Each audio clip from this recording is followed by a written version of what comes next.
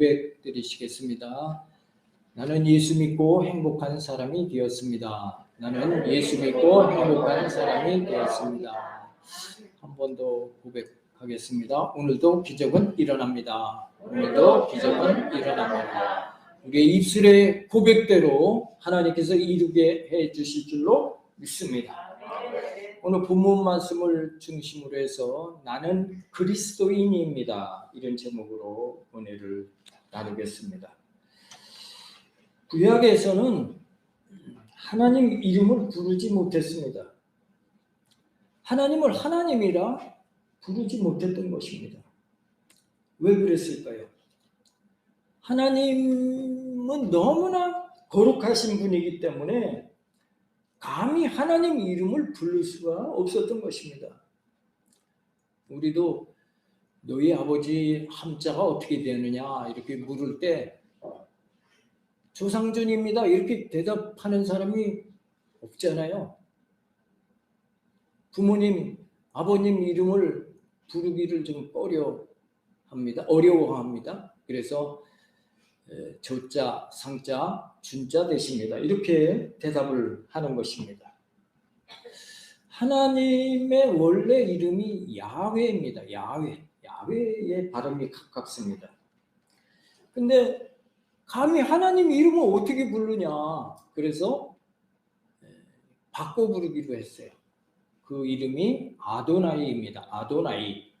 아도나이는 주님이라는 뜻입니다. 그래서 하나님을 주님이라고 부르게 된 것입니다.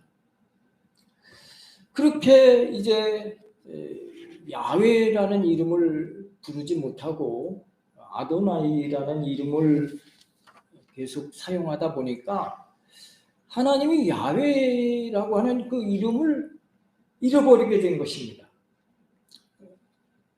그래서 이제 이스라엘 백성들이 하나님의 이름을 되찾자. 그래서 그 되찾은 이름이 여호와인 것입니다. 이 여호와라는 이름의 유래는 모세가 이스라엘 백성들을 이제 하나님께서 이끌게 하기 위해서 지도자로 세웠을 때 백성들이 너는 누가 너를 이스라엘의 지도자로 세웠느냐? 누구냐? 이렇게 물으면 제가 뭐라고 하나님을 지칭하면 되겠습니까? 물었을 때 내 이름은 야훼이다 그러셨던 거예요. 그래서 그렇게 거룩한 이름을 안 쓰다 보니까 이제 그 야훼라는 이름을 잃어버렸고 이제 우리가 다시 찾자. 그래서 찾은 게 여호와였죠. 그래서 이 여호와의 뜻은 우리가 잘 아는 것처럼 태초에부터 스스로 계셨던 분 그런 뜻이죠. 하나님께서는 태초부터 스스로 계셨던 분입니다.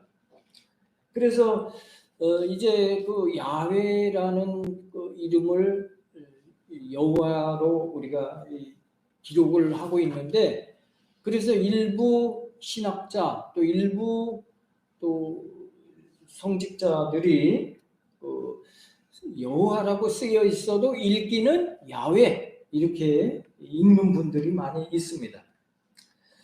우리가 지금 예수님을 주님이라 그렇게 부르기도 합니다. 주여. 그 예수님을 주님이라고 부르는 것도 비슷한 그런 이치라고 생각하면 되겠습니다. 2차 대전 때 나치 독일이 연합군에 패배하면서 히틀러가 자살을 하게 됩니다. 당시 그 히틀러의 경호원이 크루트너예요. 크루트너라고 하는 사람인데 자기 상관이 자결을 하니까 나도 자결을 해야 되겠다 결심을 합니다. 그리고 이제 커피 한 잔 마시고 담배 한 모금 피고 그리고 이제 자살하기로 그렇게 마음을 다짐을 했는데 거기 보니까 전도지가 하나 있어요. 전도지. 이 전도지를 보니까 자살은 지옥이다 이렇게 쓰여 있는 거예요. 그리고 말씀은 영생이다. 그 책자를 보면서 자살을 할 수가 없게 된 것입니다. 아, 인생이 무엇이냐, 어디로 가는 것이냐. 진정한 인생의 의미를 생각하면서 아, 영생이 있구나. 그 자리에 무릎을 꿇고 예수님을 자기의 구주로 모셔드렸습니다. 그리고 나는 예수님으로 인해서 구원받은 그리스도인이다. 이런 고백을 했던 것입니다. 이 쿠르투노는 많은 사람을 죽이는데 앞장선 사람입니다. 전범입니다. 그러나 이제 예수님을 영접함으로 인해서 그리스도인이 되어졌던 것입니다. 우리는 예수 믿는 사람을 그리스도인이라 그렇게 부릅니다. 이 그리스도인이라는 유래는 사도행전의 안디옥 지역에 있는 안디옥 교회에서 유래를 하게 됩니다. 이 안디옥 교회는 어떤 교회냐? 이제 복음을 처음 받아들여서 이제 교회가 세워졌는데 이방에 복음을 전하는 그런 최초의 선교 사역을 시작한 교회였던 것입니다. 당시 무역 도시였던 그 안디옥에는 세상의 사람들이 다 각처에서 무역을 하기 위해 모여들었던 그런 도시입니다. 거기는 인종도 다릅니다. 문화도 다릅니다. 언어도 다릅니다. 출신 지역도 다 다른 사람들이 모여 있습니다. 그러나 그 다른 부류의 사람들이 모여 있어도 그 교회 안에서는 하나님만을 섬기는 하나가 되어졌던 것입니다. 그래서 자기 교인들 가운데 누가 어려운 일을 당하면 다 달려가서 팔 걷어붙이고 도와줍니다. 누가 아파서 병원에 가기라도 하면 자기 자식이 아파서 병원에 입원한 것처럼 가서 간병도 하고 또 기도를 해줍니다. 이와 같이 물심양면으로 서로 돕고 도우니까 누가 봐도 그 모습은 보기에 흐뭇한 것입니다. 야, 예수 믿는 사람들 보니까 참 부럽다. 그들은 성령 충만했습니다. 그리고 하나님의 말씀을 잘 실천하는 그런 사람들이었습니다. 그러니까 누가 보더라도 참 믿는 사람은 정말 다르구나 하면서 세상 사람들이 그런 모습을 보고 감동을 받은 것입니다. 야, 저 사람들 정말 그리스도를 닮았다. 저 사람들은 정말 그리스도처럼 보인다. 그래서 거기서 그리스도인이라는 말이 생겨난 것입니다. 그리스도인은 크리스천이라고 하는 뜻이죠. 영어로. 오늘 본문을 보면 예수님께서 가이사랴 빌립보에서 제자들을 불러 모아놓고 너희는 나를 누구라 하느냐 그렇게 질문을 했을 때 베드로가 대답하기를 오늘 본문의 말씀 주는 그리스도시요 살아계신 하나님의 아들이시니이다 그렇게 고백한 것입니다. 이것을 굉장히 위대한 고백이다 그렇게 우리가 말하고 있습니다. 왜 그렇습니까? 여기서 주는 그리스도시요 했을 때 그리스도는 번역을 하면 우리말로 번역을 하면 기름 부음 받은 자라는 뜻입니다. 헬라어인데 그리스도 기름 부음 받은 자라고 하는 뜻인 것입니다. 당시에 기름 부음을 하는 대상이 누구냐? 왕, 또 제사장, 또 선지자. 왕이나 제사장이나 선지자가 임명받을 때 그 머리에 기름 붓는 의식을 했던 것입니다. 그래서 그 기름 부음을 왜 하느냐? 이것은 사람이 하는 게 아니고 하나님으로부터 권위를 내려받았다는 그런 의미가 있는 것입니다. 그래서 이 기름 부음 받는 의식을 하게 된 것인데, 왕, 제사장, 선지자에게 기름 부음을 했던 것인데, 주는 그리스도시오라고 고백한 것은 주님은 우리의 왕 되시는 분입니다. 우리를 통치하실 왕이십니다라고 하는 그런 의미가 있고요. 또 제사장이 하는 역할이 무엇입니까? 백성들의 죄를 하나님 앞에 대신 용서받게 하는 직책이 제사장인 것입니다. 그래서 예수님은 우리 왕이시기도 하지만 우리의 죄를 하나님 앞에 용서받게 해주실 제사장 되시는 분이다라고 고백한 것입니다. 그리고 예수님은 선지자이십니다 하는 그런 뜻이 있는 것입니다. 선지자, 하늘나라를 선포하고 우리로 하나님의 백성으로 살아갈 수 있도록 이끄시는 그런 분, 바로 그리스도 되신 분입니다 하고 예수님을 지칭해서 그렇게 고백했던 것입니다.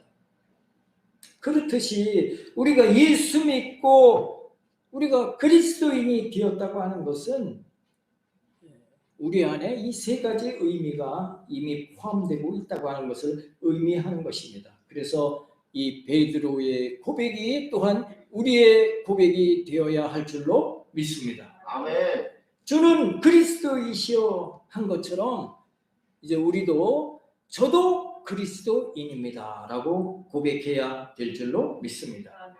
한번 따라서 하시겠습니다. 나는 그리스도인입니다. 나는 그리스도인입니다. 여러분은 예수 믿는 그리스도인이 다 되신 분들입니다.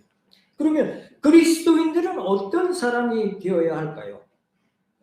그리스도인은 진실로 신앙 고백자가 되어야 할 줄로 믿습니다. 여러분, 신앙 고백은 우리의 입술로만 합니까? 입술로만 고백하는 것이 아닌 것입니다. 행동으로 보여져야 하는 것입니다.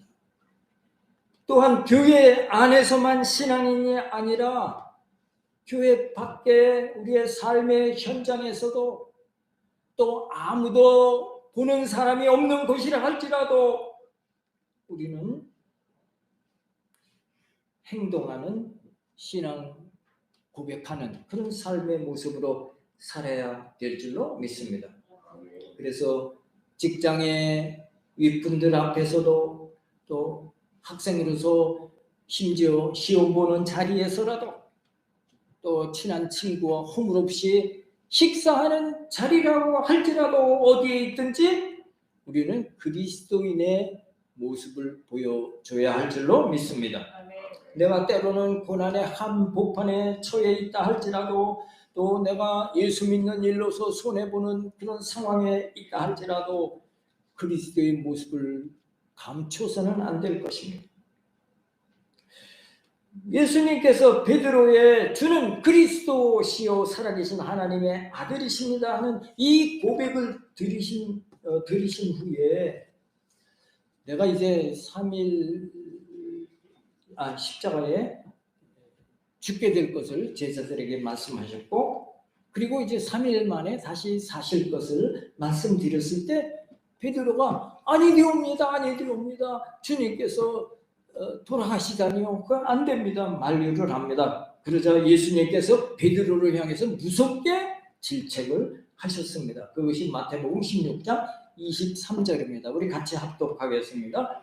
예수께서 돌이키시며 베드로에게 이르시되 산하나 내 뒤로 물러가라. 너는 나를 넘어지게 하는 자로다. 네가 하나님의 일을 생각하지 아니하고 도리어 사람의 일을 생각하는도다 하시고 사탄아 물러가라. 너는 나를 넘어지게 하는 자로구나. 그렇게 야단을 치신 것입니다. 무슨 말씀입니까? 네가 하나님의 일을 생각하지 아니했구나. 사람의 일을 생각하구나. 그 책망인 것입니다.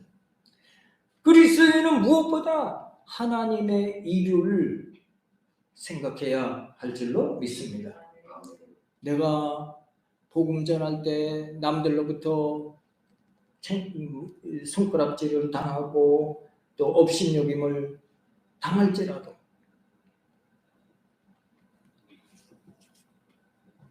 그것을 뛰어넘어서 복음 전하는 그런 모습이 되어야 할 것을 오늘 본문은 말씀하고 있는 것입니다.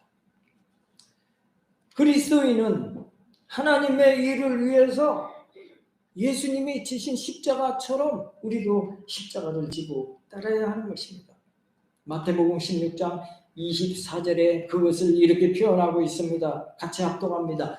자기를 부인하고 자기 십자가를 지고 나를 따를 것이니라, 그렇게 말씀하고 있는 것입니다. 여기서 자기를 부인하고의 의미는 하나님의 일과 나의 중요한 일이 부딪힐 때 내 것을 포기하는 것을 자기를 부인하는 것이라 이렇게 표현하고 있는 것입니다.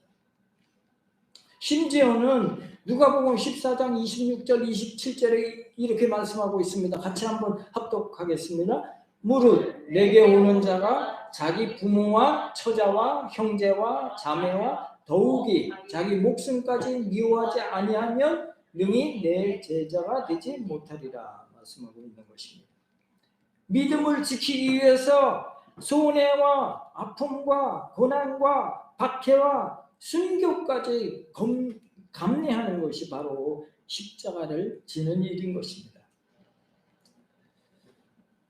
옛날에 제가 교회를 처음 나갔을 때 엊그제 이제 우리 설 명절 지났는데 설 때 추석 때가 되면 차례를 지냅니다. 근데 우리 집안에서는 교회 다니는 사람이 저 한 사람 유일했습니다. 다 이제 숟가락 땡땡땡 해서 꽂아놓고 일제히 절하는데 저는 묵도했습니다. 묵념했습니다. 다 절하는, 야, 너 왜? 저는요 교회를 다녀서 절하지 않습니다. 제가 그랬습니다. 그러면서도 사실 굉장히 갈등이 되는 거예요. 마음속으로 주여, 우리 모든 아버님 형제들이 또 그 후손들이 다 예수 믿게 해주옵소서. 불쌍히 여겨 주옵소서. 하나님을 경배하는 자들이 되게 해주옵소서. 그렇게 기도했고 또 그렇게 차례를 지냈던 그런 기억이 있습니다.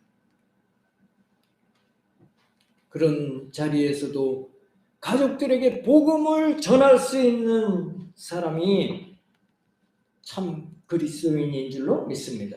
아멘. 믿는 일 때문에 회사 안에서도 불이익을 당해도 예수님은 우리가 기꺼이 십자가를 지면 전화위복 시켜주시고 우리가 당한 손해를 다 갚아주시는 줄로 믿습니다. 아멘. 우리 옛날 회사에 믿음이 좋은 대리 한 분이 있었는데 막 그 바쁜 시절이었습니다. 바쁜 시절이었고 야근을 막 밥 먹듯이 해야 하는 그런 바쁜 때였기 때문에 본사에서 회장님이 격려하기 위해서 내려오셨어요. 다 직원들을 모아놓고 회식 자리를 벌이면서 회장님이 한 사람 한 사람 격려하기 위해서 술잔을 따릅니다. 직원들이 한 잔 받으면서 그냥 회장님한테 한 잔 받으니까 막 감격하는 거예요. 막 감사합니다, 감사합니다, 열심히 하겠습니다. 막 이렇게 회장님에게 감사하면서 술잔을 받았는데 김대리 차례가 되었어요. 김대리 한 잔 받게나? 아닙니다. 저는 크리스천이기 때문에 술을 안 합니다. 죄송합니다. 야, 이 사람아, 받아. 옆에서도 야 김대리 받아 막 이래도 죄송합니다 뭐 이런 거예요. 그러니까 끝까지 이거 한 잔 받아 이 사람아 그러는데 안 받으니까 회장님이 화가 났어요. 그리고 거기서 그 자리 끝내고 나가버렸습니다. 직원들은 생각했습니다. 야, 저 김대리 앞으로 큰일 났네. 쟤 완전히 회장님한테 찍혀서 이제 뭐 별볼 일 없게 됐네. 그거 한 잔 받지 그걸 뭘 그렇게 안 받고 그랬느냐고 막 옆에서 속으로 이렇게 놀렸습니다. 그랬는데 얼마가 지났습니다.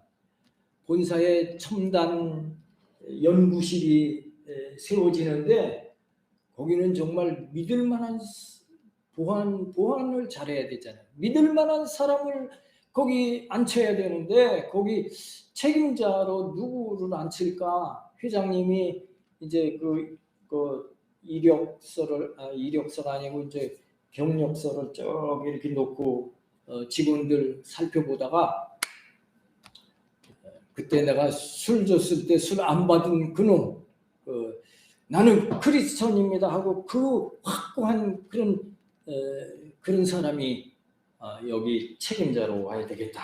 그래서 김대리를 거기 책임자로 불러 이렇게 해서 사인한 것입니다. 저는 그때 별로 믿음이 없었을 때인데 야 정말 저렇게 자기가 손해가 있을지라도 믿음을 지켰더니 하나님이 높여주시는구나. 그런 것을 제가 거기서 느꼈던 적이 있었습니다. 마태복음 16장 27절에 이렇게 기록하고 있는 것입니다. 우리 같이 합독하도록 하겠습니다. 인자가 아버지의 영광으로 그 천사들과 함께 오리니 그때에 각 사람이 행한 대로 갚으리라. 예수님께서 행한 대로 다 갚으실 것을 말씀해 주고 계신 것입니다. 그러므로 우리는 그리스도인입니다. 하나님께서 우리를 지켜보고 계신 것입니다. 요셉이 내가 하나님 앞에 어떻게 득제하리요? 끝까지 자신을 지켰을 때 애굽의 제2인자 종이 또 감옥살이 하고 있던 죄인이 어떻게 애굽의 총리가 되겠습니까? 하나님께서 다 행한 대로 갚으시는 줄로 믿습니다. 유명한 보네포 목사님이 감옥에서 이런 시를 썼습니다. 나는 누구인가? 세상의 새처럼 불안해하고 초조해하고 그리워하고 노하고 기대하고 절망하고 기도하고 생각하다 지쳐서 모든 것에 손을 놓고 떠나야 하는 나는 대체 누구인가? 이 고독한 물음에 나는 웃는다. 오 하나님 당신은 아십니다. 나는 당신의 것입니다. 나에게 이런 많은 우여곡절이 있을지라도 나는 오직 하나님의 백성이요 나는 하나님의 것입니다. 이런 고백을 했던 것입니다. 우리는 하나님의 형상과 모양대로 만들어진 존재인 것입니다. 그러므로 우리는 어떻게 살아야 한다? 하나님의 자녀로, 하나님의 백성으로, 하나님의 뜻대로 사는 것이 가장 가치 있는 인생인 줄로 믿습니다. 히브리서 11장 6절을 우리 같이 합독해 보겠습니다. 믿음이 없이는 하나님을 기쁘시게 하지 못하나니 하나님께 나아가는 자는 반드시 그가 계신 것과 또한 그가 자기를 찾는 자들에게 상 주시는 이심을 믿어야 할지니라. 아멘. 우리는 하나님을 기쁘시게 하는 삶을 사는 것이 그리스도인인 것입니다. 왜 하나님을 기쁘시게 하는 일이 무엇입니까? 믿음을 갖는 일이다 말씀하고 있는 것입니다. 그리고 그분께 맡기고 그분께 나아가고 그분을 찾는 자들이 그리스도인인 것입니다. 여러분 모두 하나님의 뜻대로 사는 성도가 되셔서 당신은 그리스도인입니다 하는 사람들로부터도 칭찬받고 또 하나님께로도 인정받아서 성받는 복된 삶을 살아가는 여러분 다 되어지시기를 예수님의 이름으로 축복합니다. 아멘. 기도하겠습니다. 고마우시고 전지전능하신 하나님 아버지, 우리를 죄에서 건져주시고 하나님의 복된 자녀로 살게 하시니 고맙고 감사합니다. 오늘 주는 그리스도시요 살아계신 하나님의 아들이시니이다, 이 믿음의 고백을 통해서 교회에서 또 일터에서 아무도 없는 곳에서조차도 신앙 고백의 삶을 사는 우리 모두가 되어져서 내가 진정한 그리스도인이다 인정받고 칭찬받는 복된 성도들이 다 되어지기를 원하며 우리를 구원하신 예수님 이름 받들어 감사하며 간절히 기도드리옵나이다. 아멘. 아멘.